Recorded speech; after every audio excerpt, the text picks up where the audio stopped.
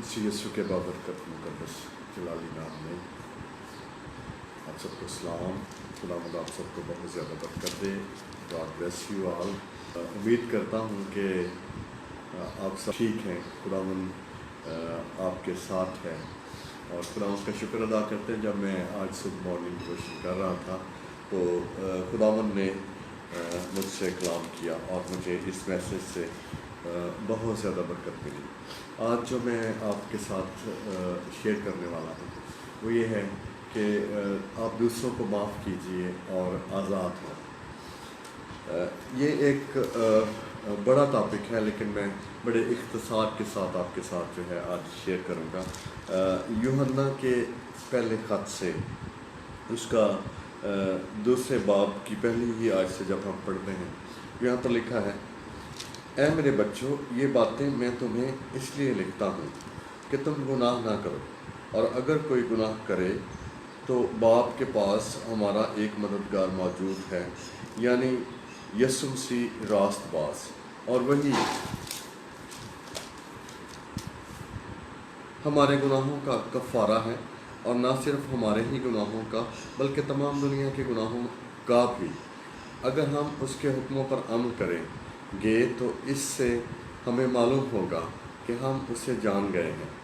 जो कोई ये कहता है कि मैं उसे जान गया हूँ और उसके हुक्मों पर अमल नहीं करता, वो झूठा है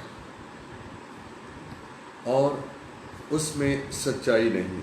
हाँ, जो कोई उसके कलाम पर अमल करे उसमें यकीनन खुदा की मोहब्बत कामिल हो गई है। हमें इसी से मालूम होता है कि हम उसमें हैं।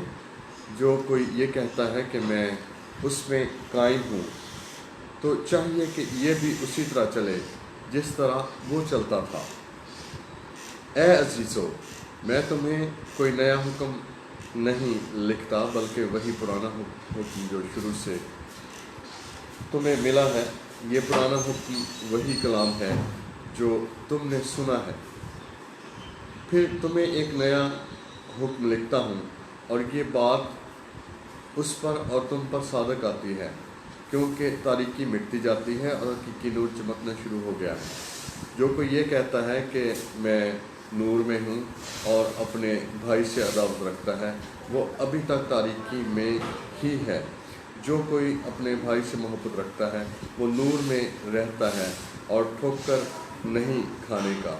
लेकिन जो अपने भाई से अदावत रखता है वो तारीकी में है और तारीकी ही में चलता है, और ये नहीं जानता कि कहाँ जाता है, क्योंकि तारीकी ने उसकी आंखें अंधी कर। उस यीशु के बाबरकत नाम में शुक्र अदा करते हैं।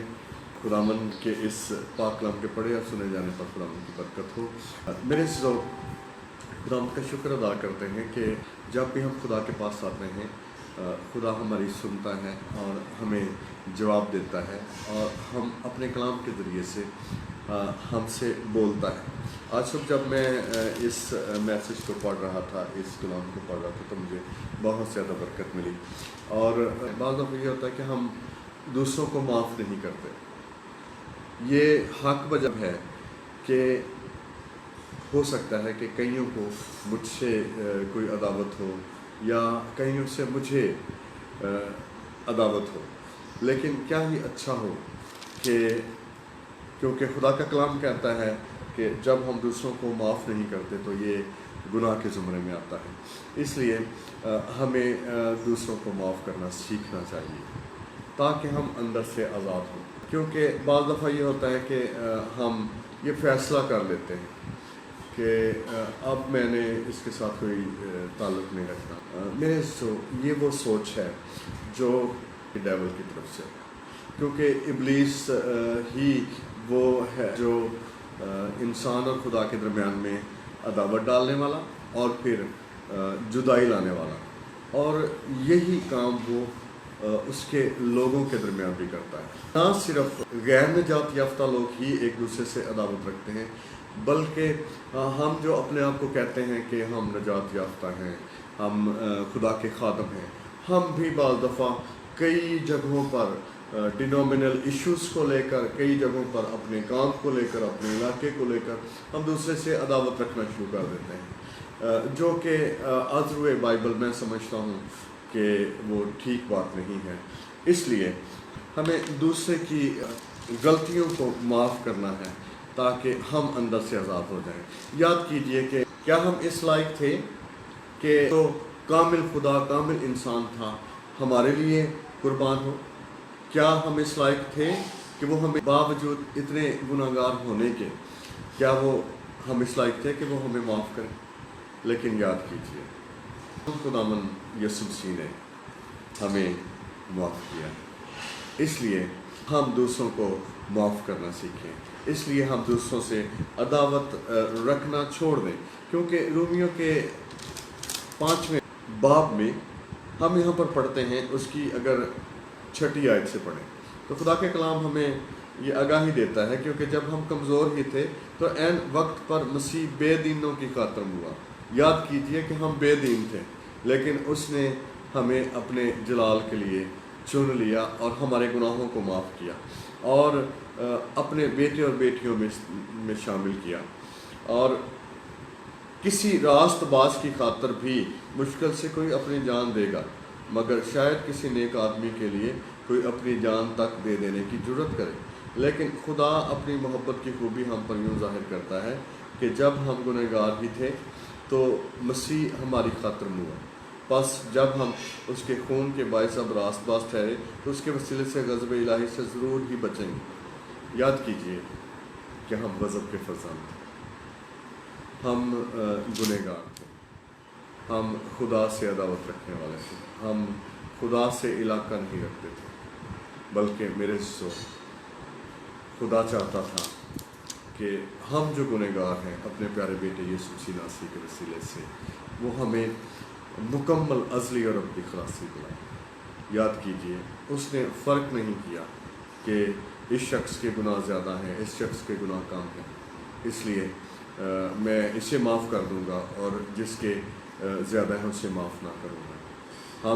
میں سمجھتا ہوں جیسے پولس رسول کہتا ہے کہ میں دنیا میں سب سے زیادہ گنہگار ہوں، میں سمجھتا ہوں کہ میں پاسٹر جاوید دنیا میں سب سے زیادہ گنہگار تھا، لیکن اس نے اپنے پیارے بیٹے یسوع مسیح کے وسیلے سے مجھ پر کرم کیا اور مجھے یکساں تبدیل کر کے رکھ دیا، مجھے اندر سے تبدیل کیا تاکہ میں اس کے جلال کے لیے استعمال ہوں۔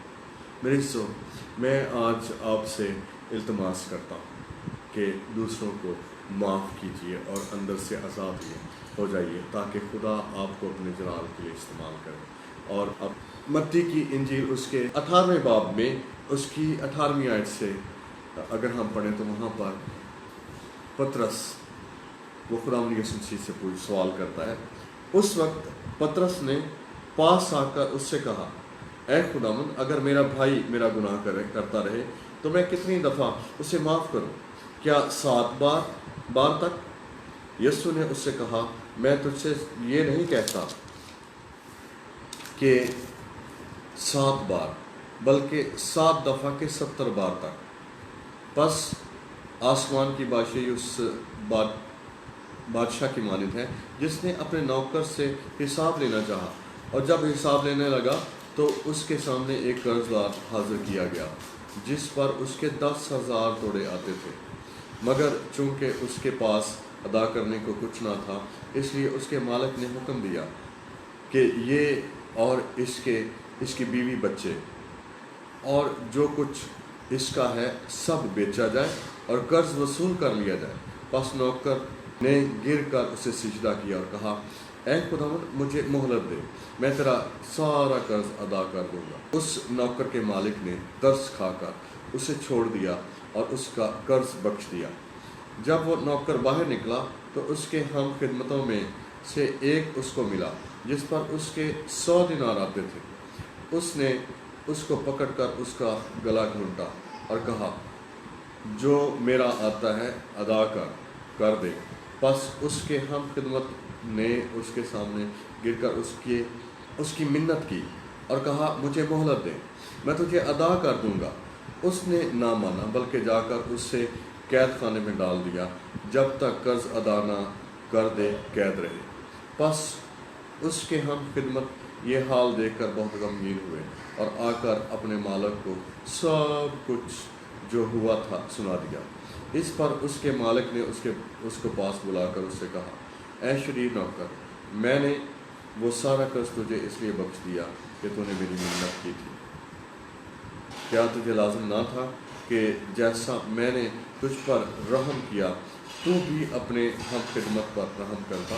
اور اس کے مالک نے خفا ہو کر اس کو جلادوں کے حوالے کیا جب تک تمام قرض ادا نہ کر دے، قید رہے۔ میری سو ہم یہاں پر کیا خوبصورت خداوند یسوع مسیح کی یہ تمثیل پاتے ہیں کہ پطرس نے جب سوال کیا کہ جب میرا بھائی میرا گناہ کرے تو میں کیا 7 دفعہ اس کو معاف کروں؟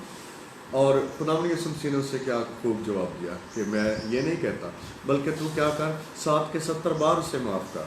تو مطلب کیا ہم جسٹ 70 دفعہ یا پھر اگر 490 دفعہ اس کو معاف کریں؟ نہیں میرے عزیزو، اگر ہم دیکھیں تو 7 کا عدد بھی اور 70 کا عدد بھی کاملیت کا عدد ہے، اور یہ یہودیوں کی اس جماعت کی طرف بھی ریفر کرتا ہے جسے سینہدرین کہتے ہیں۔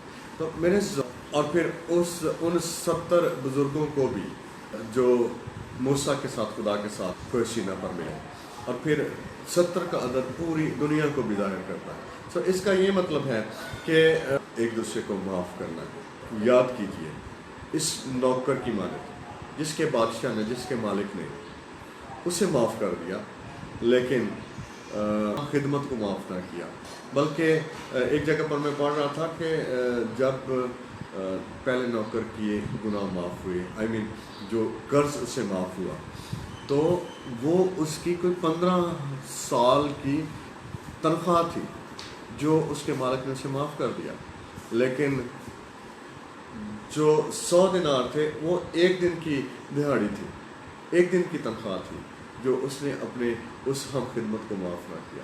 بعض دفعہ ہمارا رویہ بھی ایسا ہی ہوتا ہے کہ ہم خود تو بہت بڑے بڑے بلنڈر کرتے ہیں، لیکن دوسروں کے چھوٹی سی غلطی کو بھی لے کر بیٹھ جاتے ہیں اور کبھی ہم انہیں معاف نہیں کرتے۔ اس لیے میرے عزیزو، ہمیں خداوند کے اس رویے سے معاف کرنا سیکھنا چاہیے، اس تمثیل سے سیکھنا چاہیے کہ اگر ہم اپنے آپ پر دیکھیں تو ہم کتنے گنہگار تھے جب خداوند یسوع مسیح ہمارے لیے کلوری کے مقام پر ہوا، اور ہم کتنے گنہگار تھے جب اس نے اپنا قیمتی لاریب اتم خون ہمارے لیے بہا دیا، جو میرے اور آپ کے کفارے کا باعث ہوا۔